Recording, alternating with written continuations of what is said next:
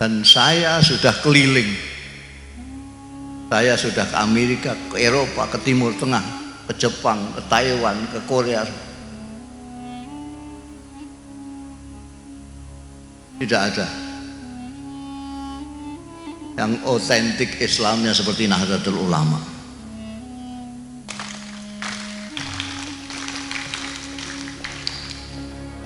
Saya sudah ketemu dengan Grand Syekh Azhar, Grand Mufti Syria Syekh Hasun, Grand Qatar.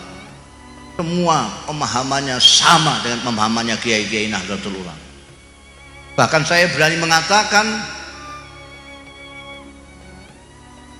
yang disebut Sawadul A'zam itu adalah orang-orang NU. Barangkali ada kiai-kiai yang mau mencari dalil yang lain. Dalil saya adalah, saya teringat saya pernah diajak Allah yarham Kiai Sahal Mahfud, Rais Am dan Gus Dur. Saya waktu itu masih gelandangan. Saya dolan ke PBNU, ketemu ada Kiai Sahal, Gus Dur, Allah yarham, sudah meninggal semua ini, Dr. Fahmi Saifuddin. Mereka sedang surat-suratan dengan Saudi Arabia karena PBNU dapat undangan dari Darul Ifta. Darul Ifta itu non departemental tapi langsung di bawah raja. Nah, tulisan saya bagus. Jadi saya dipinjam tangan saya untuk nulis surat. Coba tuliskan surat ini. Nulis surat ke Atase Agama. Atase Agama itu bukan lewat Deparlu, tapi lewat Darul Ifta. Jadi, karena diundang sana, di sini mau datang apa enggak, dijawab. Yang nulis saya. Waktu ngantarkan surat ini ke Atase Agama, dicatat sama atasnya itu. Ini dari siapa ini yang Kiai siapa? Kiai Sahal Mahfud, Muhammad Ahmad Sahal Mahfud, Rais. Ini Abdurrahman Wahid, wakil ketua umum Rais Tanfiziyah. Ini Dr.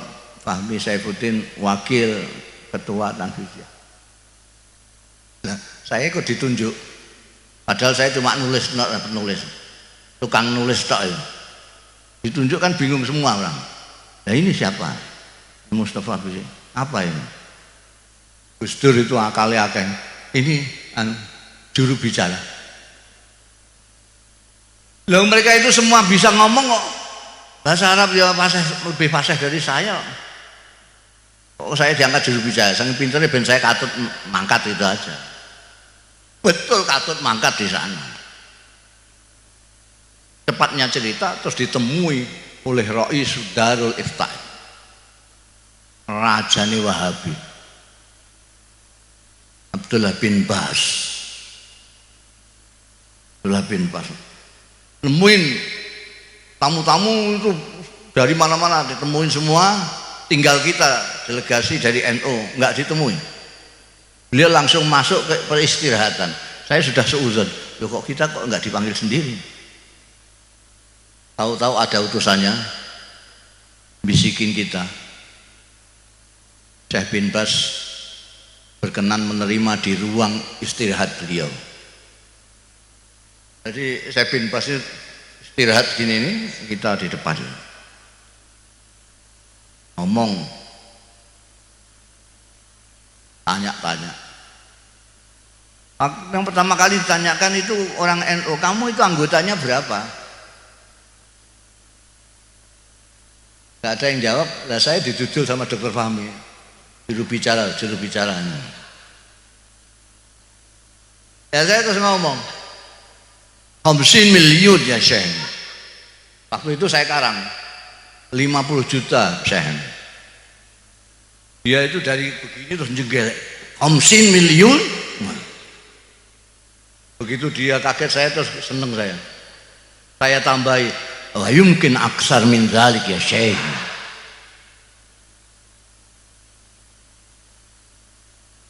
Nah itu bayangkan aja, penduduk Saudi Arabia pada waktu itu baru 20 juta. Ini kok ada organisasi kok 50 juta. Kan 2 kali lipat penduduk Saudi, lebih.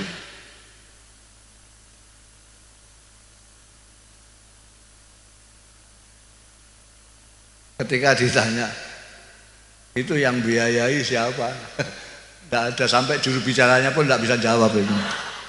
NU tidak ada yang biayai, lillahi ta'ala semua.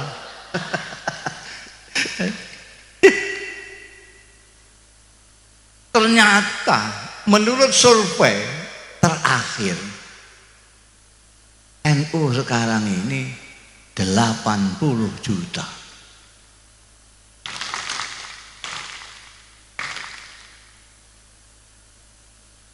$80 juta. Jadi itu bisa 4 kali penduduk Australia. Jadi Islam yang paling banyak, yang mayoritas di dunia ini adalah NU. Apa salah kalau saya mengatakan ini Sawadul Azam? Di Mekah itu meskipun misalnya 100% umat Islam, itu cuma berapa? 20 juta. Berapa ya? Sekitar 25 juta. Ini tidak apa-apanya. Mereka dikumpulkan jadi satu, si banyakkan orang NU. Abdul Azam. Makanya kalau ada yang kecewa ya bisa dimaklumi lah. Kok kelihatannya kok gak begitu mewakili gitu loh. Kok menteri agamanya kok bukan orang NU gitu, itu kan orang-orang gerundel kan gitu. Tapi itu perkara cilik itu. Kalau bahasane kiai-kiai NU samanan kolila. Samanan kolila itu mansus itu. Tidak boleh. Samanan kolila itu mansus. Kalau samanan kasiron itu baru mafhum. Mansus. Lah sak gede-gede ini pangkat itu ya kolila. Karena itu Nahdlatul Ulama dengan khitohnya itu yang dikhidmai adalah Indonesia. Orang sering bertanya kepada saya, apakah NU tidak berpolitik? Berpolitik. Berpolitik. Tapi harus tahu sampean itu, orang sini orang berpolitik tapi nggak ngerti politik. Nah itu kadang-kadang heran, kamu kalau tidak ngerti politik, mbak sudah lah, tidak usah berpolitik, sudah ngaji saja. Ngerti politik, politik itu ada bermacam-macam. Ada politik kebangsaan. Ini politiknya NU, politik kebangsaan. Ketika Bung Karno jadi presiden, ulama-ulama Nahdlatul Ulama, kiai-kiai Nahdlatul Ulama mengangkatnya menjadi waliul amri daruri bisyauqah. Sebab kalau tidak diakui, maka ini akan menimbulkan dampak yang banyak sekali. Maka menteri-menterinya agama juga tidak bisa mesahkan perkawinannya orang-orang yang kawin. Naib-naibnya itu semua tidak sah semua.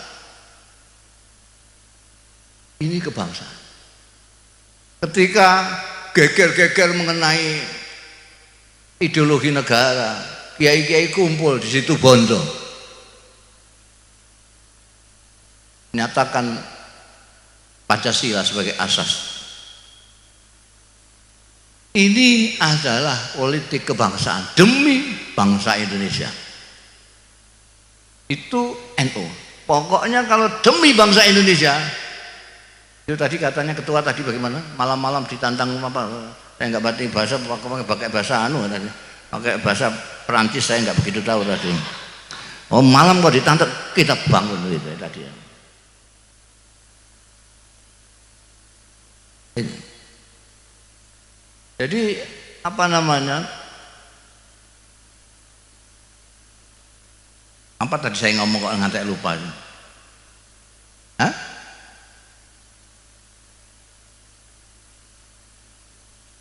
Apa? Politik kebangsaan. Jadi kita politiknya politik kebangsaan, membela kebangsaan. Jadi kita tidak peduli kita akan diikutkan pemerintahan atau tidak, meskipun Rais Am kita diambil untuk jadi wakil presiden, tapi nanti kalau ada pemerintahan ini tidak berpikir tentang Indonesia, kita akan kritisi, kita akan tentang, karena kita loyalitas kita kepada Indonesia. Politik kebangsaan. Dua, ini yang agak sekarang sudah jarang. Dulu kiai-kiai itu cirinya adalah ini, politik kerakyatan.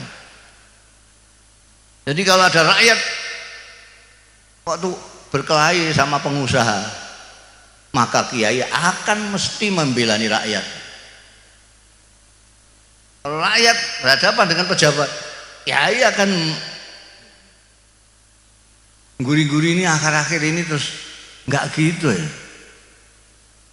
Rakyat dengan pengusaha, kiainya ikut pengusaha, rakyatnya yang mate. Kasihan. Ini politik rakyat. Yang ketiga ini yang paling suka orang NU ini, ketarik syahwatnya besar sekali.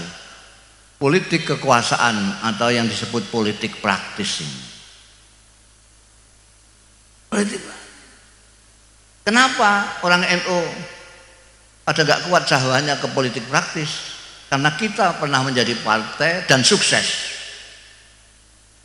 Partai Nahdlatul Ulama itu sukses sekali. Tahun 55 itu kita hanya berapa bulan mempersiapkan, kita akan keluar dari Masyumi, kita bisa bersaing menjadi nomor 3 PNI, Masyumi, NU. PKI kalah dengan kita. Luar biasa. Nah, yang politik kebangsaan dan kerakyatan ini yang perlu kita pupuk terus untuk meneladani kiai-kiai kita yang, dan keberagamaan kita warga NU itu sudah ada khitahnya. At-tawassut wal i'tidal adalah ciri umat NU, wasatiyah ini. Kalau pertentangan jelas bukan dari ini. Pertentangan itu tahu nggak? Di sini apa bahasa Maduranya pertentangan? Pertentangan itu wah pokoknya wah. Pertentangan itu kosok wang sule kebalikannya kalem lah, kalem. Kan semangat. Pertentangan itu wah kalau tidak begini pengen marah terus gitu. Pengen marah. Oh, kita itu santai karena kita punya dalil banyak, jadi kita santai. Yang punya dalil sedikit, dan itu yang kenceng-kenceng itu mulainya dari kota. Sampai perhatikan, sampai kalau meruntut sejarah, maka keberagamaan yang kenceng-kenceng bermula dari kota, dari kampus-kampus. Dan itu bukan dari bangsa IAIN, apalagi dari pesantren, tidak. Itu dari sekolah-sekolah sekuler itu, sekolah-sekolah eksak. Koyo-koyo seolah-olah itu karena merasa baru, jadi terus semangatnya berkobar-kobar sampai lupa yang benar mana, yang tidak mana. Malah ada yang gayanya itu kita harus kembali ke Quran dan hadis. Itu orang awam disuruh kembali ke Quran dan hadis, dia saja nggak paham.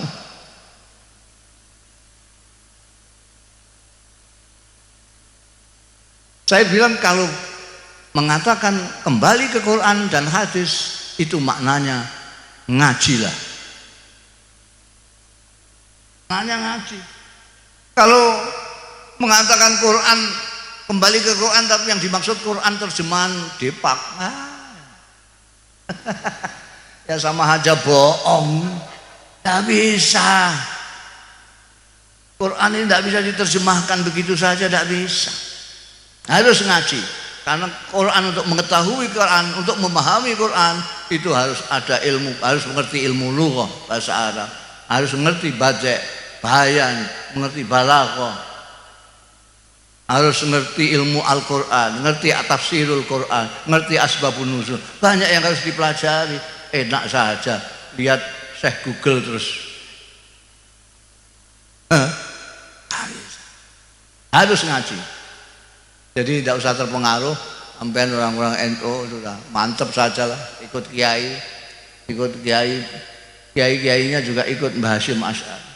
Udah gantung saja ini. Kayak tasbih itu di sini di atas sudah ikut Kanjeng Nabi, ke bawah kita gandulan saja. Kita ikuti ajarannya yang santai, kan? Gampang, tapi jangan gemampang, jangan digampang-gampangkan, ya segampang sajalah, tidak usah disulit-sulit. Kita tidak perlu pertentangan. Kalau ada orang yang ngajak kelahi, ya sudahlah, sana. Kamu cari musuh yang lain saja, saya lagi sedang tidak enak badan ini, jangan diajak berkelahi. Saya sedang memikirkan Gusti Allah ini. Saya tidak sempat memikirkan yang lain, saya hanya memikirkan Gusti Allah. Orang itu kalau Gusti Allah nggak dipikir, itu ya akhirnya lupa. Kita itu kan ke Gusti Allah itu melewati banyak. Ada organisasi masyarakatan, organisasi politik, masih ada Islam. Itu baru ke Gusti Allah. Kalau kau sini sudah pertentangan, nggak sampai sini, apalagi sampai sini. Paham atau enggak terserah sampean itu. Wah, sudah 1:30, cepat sekali nih. Ya, jadi kesimpulannya yang saya omongkan, marilah kita bersyukur dipilih Allah menjadi umatnya Nabi Muhammad sallallahu alaihi wasallam. Kita bersyukur dijadikan orang Indonesia. Kita bersyukur dijadikan orang Nahdlatul Ulama, orang NU. Itu ada orang yang paham betul bahwa NU itu benar, itu belum tentu masuk NU kok. Kenapa? Dia tidak dapat itu hak prerogatif Gusti Allah kok. Ada orang yang tahu Islam itu benar. Islam itu betul. Saya punya kawan banyak sekali yang non muslim. Kalau dia ngomong itu, saya itu tahu persis bahwa ini yang benar Anda. Nah, kenapa kamu nggak ikut aku? Ya bagaimana? Mungkin. Jadi itu memang ada sesuatu yang hak prerogatif Gusti Allah. Mulanya sampean kalau ada orang moyoi, ya sudah, terima kasih. Alhamdulillah, saya jadi orang NU, alhamdulillah itu. Alhamdulillah itu. Wah, NU kok mbok ikuti itu gimana? Itu banyak khurafatnya, banyak bid'ahnya, ben biar aja, saya suka. Alhamdulillah. Alhamdulillah. Aku ma'malukum wala na'malu. Nanti kita lihat di akhirat siapa yang lebih banyak surga.